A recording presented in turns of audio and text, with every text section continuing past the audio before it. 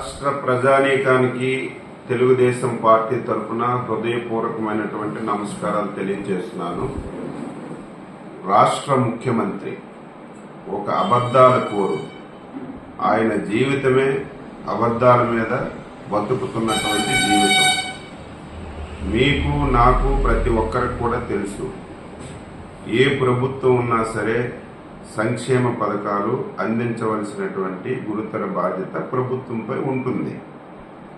ఈ మధ్యన ఒక పెద్ద డ్రామాకి జగన్మోహన్ రెడ్డి వైసీపీ నాయకులు తెర తీసినటువంటి విషయాన్ని రాష్ట్ర ప్రజల దృష్టికి తీసుకురావాలనే ఉద్దేశంతోనే ఈరోజు మీ ముందుకు వచ్చానని చెప్పి తెలియజేస్తున్నాను. మొన్నటి వరకు 1వ తారీఖున ఎవరైతే పింఛన్దారులు ఉన్నారో వాళ్ళందరికీ పింఛన్లు ఇవ్వాల్సినటువంటి బాధ్యత ప్రభుత్వంపై ఉంది, ఇచ్చేవాళ్ళు. ఇప్పుడు ఎన్నికల కోడ్ వచ్చింది.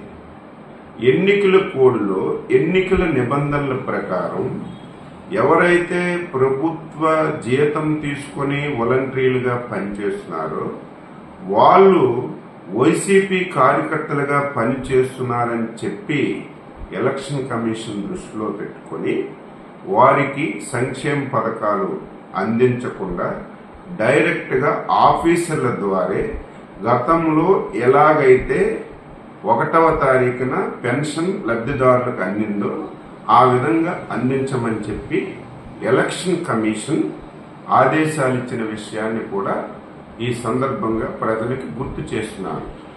దీనిని ఈ దుర్మార్గమైనటువంటి ముఖ్యమంత్రి ఎప్పుడు తప్పుడు ఆలోచనలు, ఆయన చేసినటువంటి తప్పుల్ని ఇతరుల మీద నెట్టడంలో సిద్ధహస్తుడైనటువంటి ముఖ్యమంత్రి నిన్నటి నుంచి తెలుగుదేశం పార్టీపై అబండాలేయడానికి ప్రారంభించారు.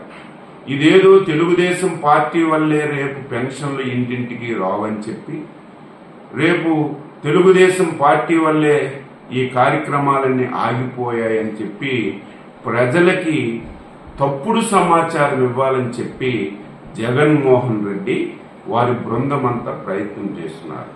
ప్రజలారా, అసలు నిజం ఇందులో ఏమిటంటే ప్రతి నెల 2,000 కోట్ల రూపాయలు 31వ తారీఖు అయితే 31వ తారీఖు, 30వ తారీఖు అయితే 30వ తారీఖు ప్రభుత్వం పెన్షన్ల గురించి డబ్బులు ఉంచుతుంది. ఈ నెల కూడా 2,000 కోట్ల రూపాయలు పింఛన్ల గురించి ప్రభుత్వం ఉంచినప్పటికీ కూడా గత 10 రోజులుగా గమనించాలి ప్రజలారా, ఏదైతే పింఛన్ల గురించి 2,000 కోట్ల రూపాయలు ప్రభుత్వం ఉంచిందో